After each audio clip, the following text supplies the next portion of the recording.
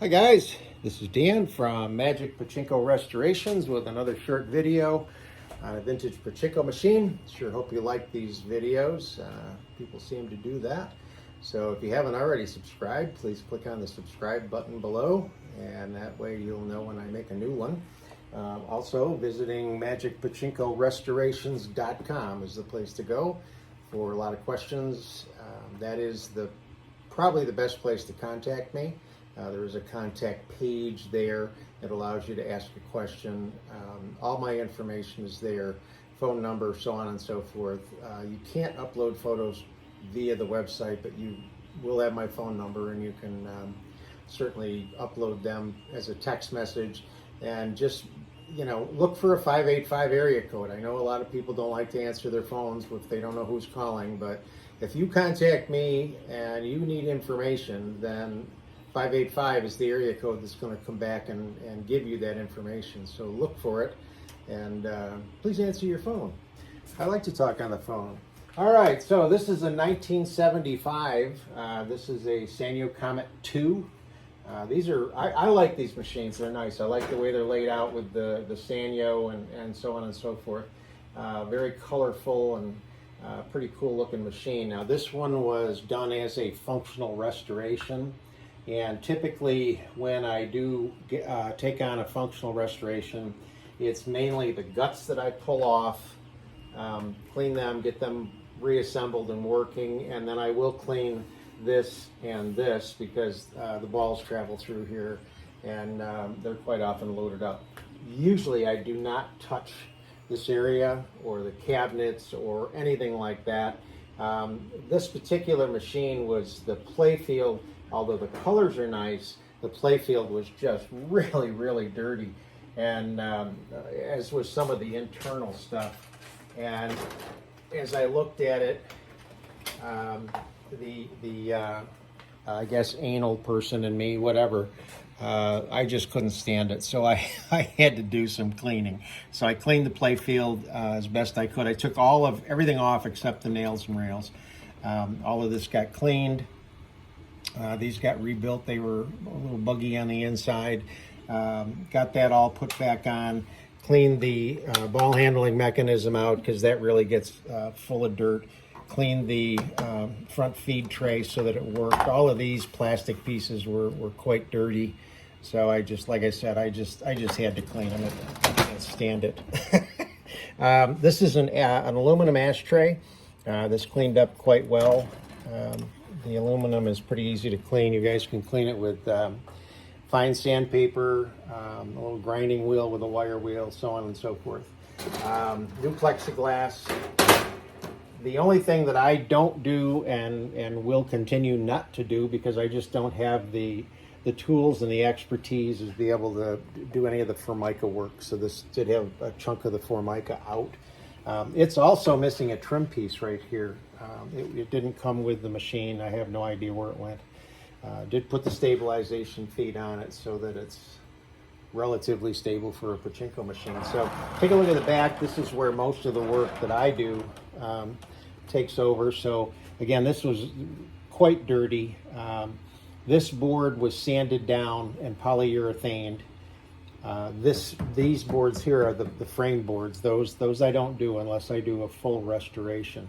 But all of this gets cleaned. The only thing that was on this particular machine for electrical was this micro switch. Everything else was gone. Don't know sometimes what people do to these things, but on a Comet II, there's two light bulbs right up in this area here. One is the ball out light, and the bottom one is the jackpot light. I have done other lighting scenarios, but again, that would come with a full restoration. So I just wired the power and return directly to the pigtail that I use on the 12-volt power supply, and then just kind of tucked the wires out of the way and made it look pretty.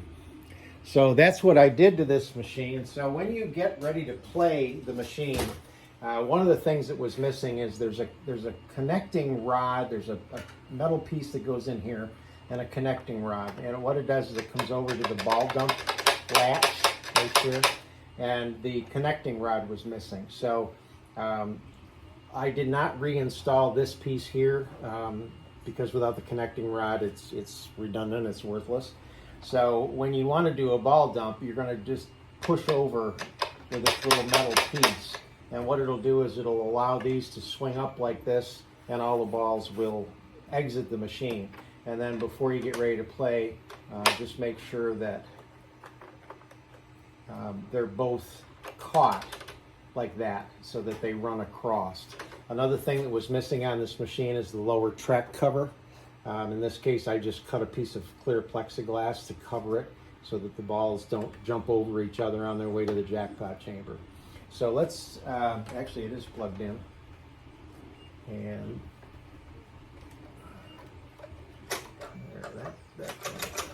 there we go. Okay.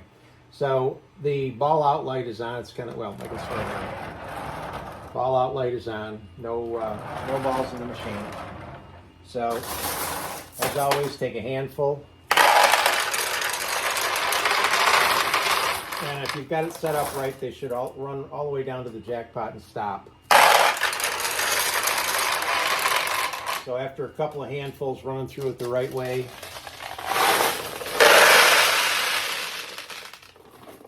you take the vast majority of pachinko balls that you have and load them in the upper hopper. Now at this point the ball out light is off, and the only other thing you need to check is the seesaw. You push up on this little plunger and that puts the seesaw in the right position.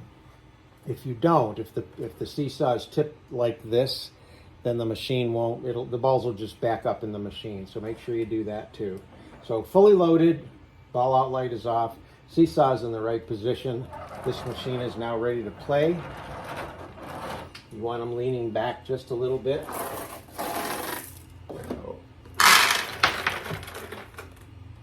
Something like that. And start to launch some balls here.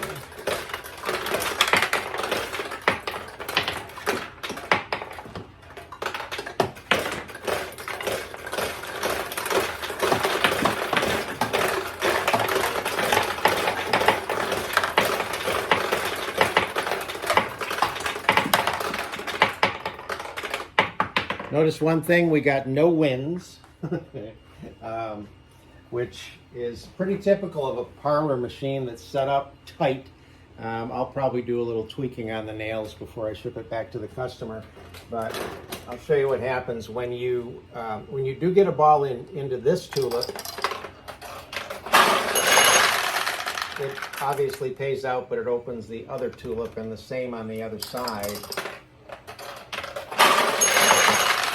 Ball going down the middle, although it won't open this, it will open this one. So now that the tulips are open, you've got a lot more bigger targets, and we should get some wins now.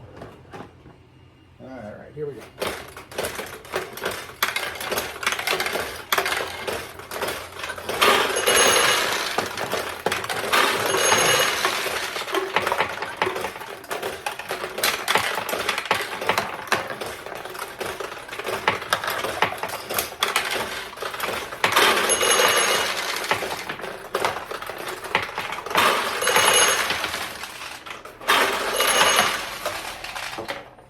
So that's the 1975 Sanyo Comet II. Hope you like it.